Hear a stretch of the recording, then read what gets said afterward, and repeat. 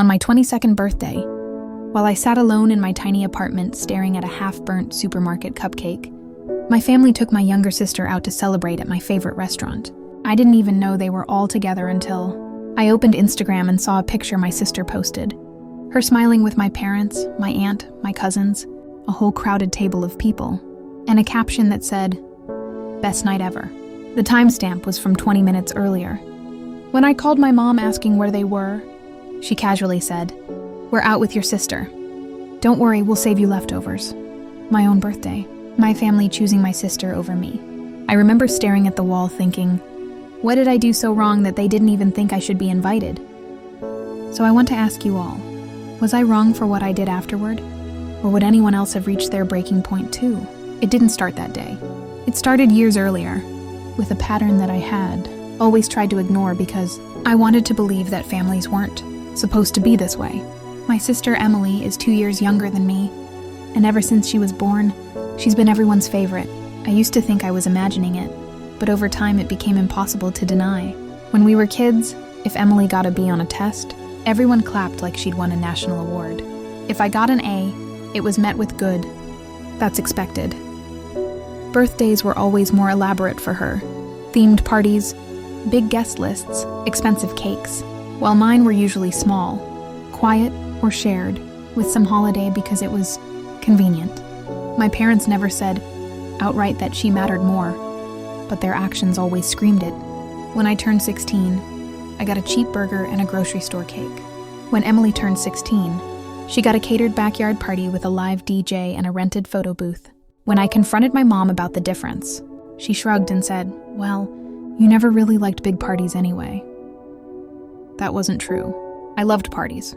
I just learned very early not to expect them. I moved out at 19 because I couldn't take always being the backup daughter. I rented a small apartment near my college and paid for everything myself through part-time jobs. My parents visited twice in 3 years, usually only when they happened to already be in the area for something related to Emily. Every time I'd try to plan a dinner with them, it would get canceled because your sister has this, or your sister needs that. I always told myself it wasn't a big deal, but deep down, every canceled plan left a bruise. 2 months before my 22nd birthday, Emily got into some influencer program and my parents celebrated her like she had just been crowned royalty. My mom threw her a launch party, complete with custom cupcakes bearing her Instagram handle. Meanwhile, I'd been working 2 jobs and keeping a 3.8 GPA, and nobody even bothered asking how I was managing. I swallowed it all because I didn't want to be the bitter older sister stereotype. I wanted peace. I wanted to believe that things would eventually change. So let me take you to the morning of my birthday. I woke up hoping, just hoping, and for a text, a call, something. I waited an hour, then 2, and finally around noon my mom texted me a simple, "Happy birthday. Hope you have a good day." No call, no plan. I tried to brush it off, telling myself it's okay. Maybe they're planning a surprise later. I worked my shift at the bookstore, came home, and bought myself a cupcake and a cheap bottle of sparkling cider. I set it on the counter, lit 1 candle, and told myself I wasn't going to cry, because I'd promised myself years ago that I wouldn't let my birthday get to me anymore. Then that Instagram notification appeared. It was a picture of Emily with a giant pasta dish at a restaurant I had begged my family to go to for years. The caption said, "Family dinner. Love them so much." My heart dropped. I scrolled and saw multiple stories. My aunt laughing, my dad toasting, my mom smiling brightly, and all of them had tagged the location. My favorite restaurant, my birthday, my entire family. Without me, I froze. I didn't know whether to be angry or humiliated or hurt. It was like everything I'd tried to bury for years suddenly surfaced at once. I called my mom and asked, "Are you guys out?" And her voice was so casual, so unconcerned when she said, "Oh yes, honey. We're celebrating Emily's little milestone. We'll bring you leftovers if there's anything left." "It's my birthday," I reminded her, and she said, "Oh right, we didn't know if you'd be free. You always say you're busy." And Emily needed this. I sat in silence, waiting for her to correct herself, to realize how wrong that was, to apologize, to invite me over immediately, something. Instead, she said, "Anyway, I'll call you later, okay?" And hung up. That was the moment something inside me cracked. I didn't scream. I didn't cry. I felt nothing, just emptiness and clarity. They had made their choice. They had chosen her. Maybe they had always chosen her. Maybe this was who they were, and I'd been lying to myself for years trying to believe they loved me the same. I want to pause here because before I continue, I need to ask you all something. Imagine you're sitting alone on your birthday. Imagine your whole family is out celebrating, your sibling without even thinking you'd want to be included. Imagine they tell you they'll save you leftovers. What would you do in that moment?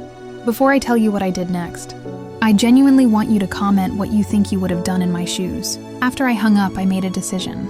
I wasn't going to be the spare daughter anymore.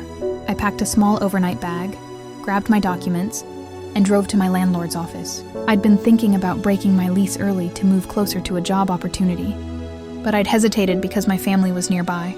That night, I signed the early termination papers. I told my landlord I'd be out in 3 weeks. Then I drove back home, boxed half my belongings, and sat on my bed staring at the wall again. Not with sadness this time, with determination. The next morning, I sent a single group message to my family on WhatsApp. It said, "Thank you for reminding me of my place in this family last night. I won't forget it. I wish you all the best, but I'm done forcing myself into a space I was never welcomed into. I'm moving. Please don't contact me for a while." My phone exploded instantly. My mom sent messages like, "What do you mean?" and "You're overreacting." My dad wrote, "We didn't think it was a big deal." My aunt said, "You're being dramatic." Emily wrote nothing for hours, and then finally sent, "Sorry, I guess?" with a question mark, like she wasn't even sure why she needed to apologize. I didn't reply. For the next few weeks, I ignored all their calls. I worked, I packed. I looked for apartments 3 hours away near the company, where I'd just been offered a better job. For the first time in my life, I prioritized myself. I didn't tell them when I moved. I didn't give them my new address. I didn't update them on anything, because they hadn't been present in my life for years anyway. But a week after I settled into my new place, there was a knock on my door. It was my mom. She had driven 3 hours unannounced and showed up with a bag of groceries like that would magically fix everything. She came inside without asking and immediately started crying, saying she didn't know I felt that way, that families make mistakes, that I should have said something earlier. I finally snapped. I told her every moment I'd felt overlooked, every birthday, every canceled plan, every time Emily had been prioritized over me, every little bruise that had built up until the night they all went out without me. My mom tried to defend herself, saying, "We just didn't think you'd want to come." And I said, "Why did you think that? What part of my life made you believe I wouldn't want my family on my birthday?" She didn't have an answer. She just kept crying, asking if I could come home more often. I told her no. I told her I needed distance. I told her I wasn't going to keep being the second choice daughter. She cried harder. Then she left. For months, my family kept trying to pull me back in. My dad texted occasionally. My sister made a few half-hearted attempts to check in, probably because my parents told her to. I didn't block them, but I didn't engage either. I focused on my job, my new life, and the peace I'd never had before. And then something unexpected happened. My mom sent me a real apology. A long one, a sincere one. She said she finally noticed the pattern after I left, that the house felt emptier without me, that she realized how often they had dismissed me. She admitted she'd been unfair. She admitted she had enabled countless moments that had hurt me. She admitted she had made my sister the center of everything without realizing she was pushing me out. It wasn't perfect, but it was a start. We're not fixed, not completely, but we're trying, slowly, carefully, on my terms. Emily and I still don't talk much. I don't think she fully understands the impact of everything yet, but maybe she will one day. But on my 23rd birthday, something happened I didn't expect. My mom drove to my new city. She made a reservation at a restaurant near me. She didn't bring anyone else. She asked me, "Can I take you out to dinner? Just you for your birthday?" And for the first time in my entire life, I felt like she meant it. So that's my story. That's how being forgotten on my own birthday finally pushed me to walk away from a family that never seemed to notice I was there. And weirdly, leaving was what finally made them see me. If you were on my side through this whole mess, like this video, if you want more stories like this, make sure to subscribe. And please tell me in the comments what you think. Was I wrong for cutting them off? Or was it the only way I could finally make them hear me?